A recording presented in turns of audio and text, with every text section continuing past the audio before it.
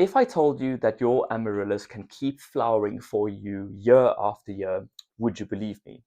More than that, some specimens are reported to be older than 20 years old, and in fact, these keep going and growing. If you've been following along on my amaryllis journey, then you'll know that this little plant has caused quite the stir on my channel, and I've had hundreds of comments and questions asking what to do right now.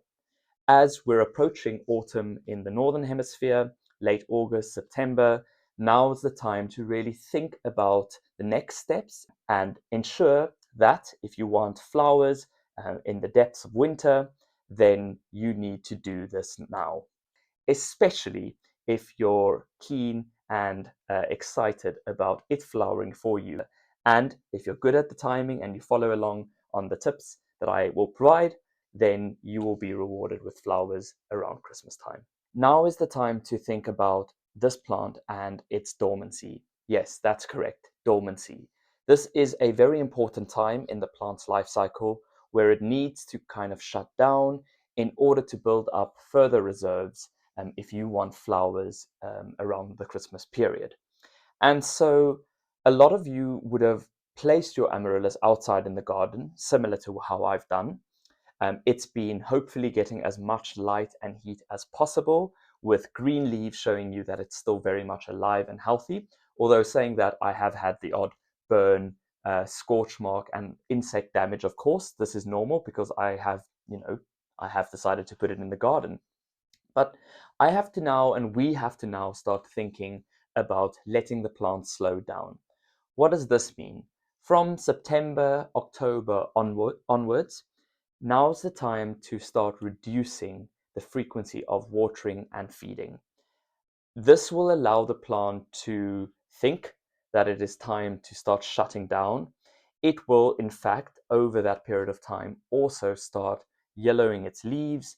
It will start putting all its reserves to the bulb, and the leaves will shut down, photosynthesis will shut down, and the plant will ultimately start quietening down.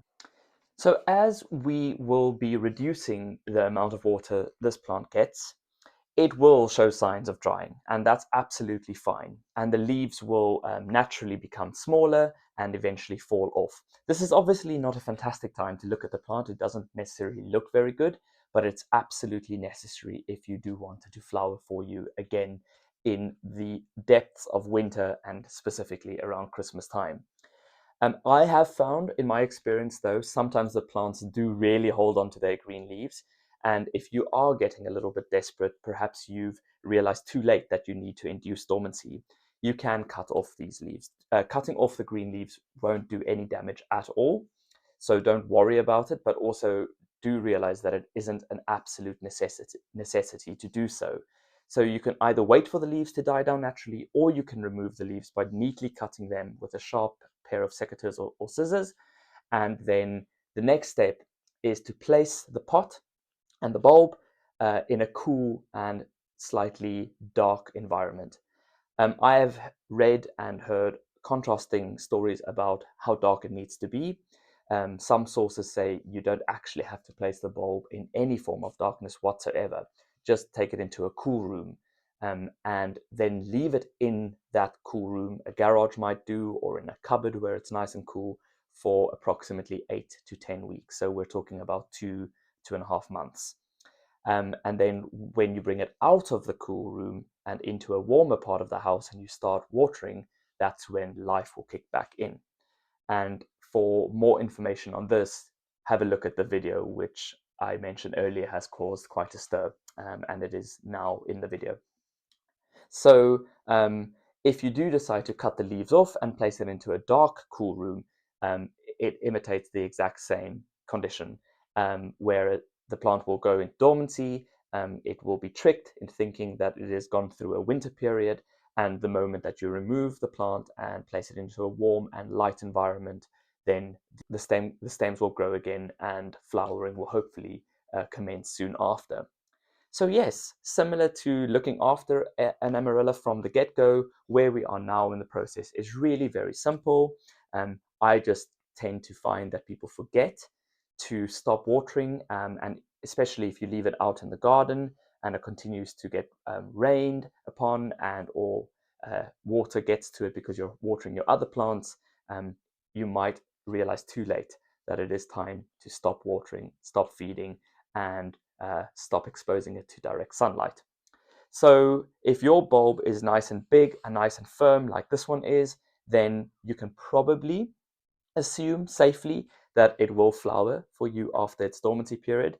If your bulb is a little bit on the small side, you can still bring it into dormancy, but I would discourage you from forcing it into flower.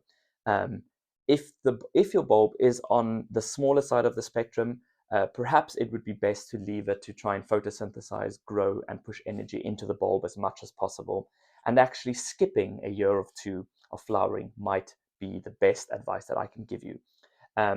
And I will show you in a moment that I have some seedlings which I've managed to raise from the seed, and I am hopefully going to be able to overwinter them when the time comes. And of course, they won't flower for many years to come. But it's very exciting that this lovely, lovely, beautiful plant that I have and that you've seen before, hopefully in my videos, has made me some babies, and we will continue to grow strongly as we go. I'm proud to present to you red Amaryllis babies, and I have a good number of seedlings, probably, well, in these two pots I've got 4, but I've got another few pots with 3 or 4 more in them, so approaching 10 little babies, which I'm very proud of because I've never ever propagated them from seed before. And I have had lots of feedback from many of you that have told me that you do propagate them from seed and you just leave them in the garden and they go on doing their own thing, and that's amazing.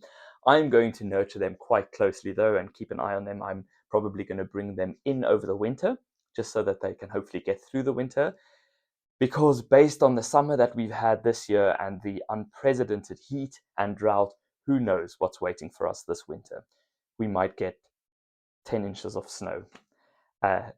Everything is just so up in the air with climate, so we'll see what happens, but just to be on the safe side, I'm going to keep them inside.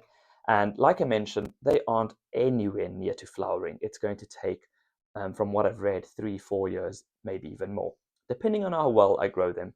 But it is very exciting to see these little babies next to their mother, and hopefully this helps you in your journey with your Amaryllis, wherever you might be in the process. If you are bringing them inside, or if you are able to remove your plant from the garden, if that's what you would like to do, then hopefully this video will help you to induce a new flowering stem in the darkest months of the year and around Christmas, which is when they make an absolutely lovely ornamental decoration in the house. So follow along for more. Do let me know in the comments, what do you do with your Amaryllis, whether you do manipulate it, whether you do bring them in and induce dormancy, or perhaps you don't touch them at all and you just leave them be, which also works for a lot of people. And subscribe to this page and this channel if you would like more content like this, and I look forward to seeing you in the next video very soon. Bye for now.